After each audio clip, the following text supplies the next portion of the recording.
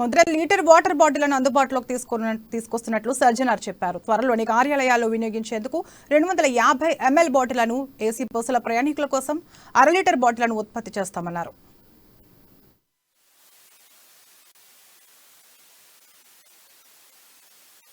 ఈ మధ్యలో ప్రజల యొక్క సహకారంతోనే ప్రోత్సాహంతోనే ఆదరంతోనే అది బాగానే పెరిగింది. మన ఓఆర్ కూడా ఇంప్రూవ్ కావడం జరిగింది. మన రోజువారీ రెవెన్యూ కూడా బాగా పెరిగింది.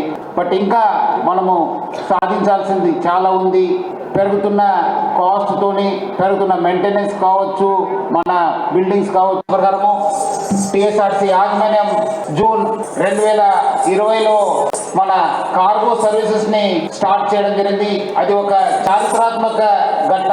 ఎందుకంటే మనకు దాదాపు ఆల్మోస్ట్ ఇప్పటిదాకా 200 కోట్ల రూపాయల ఆదాయం దాని నుంచి మనము సాధించగలిగాం.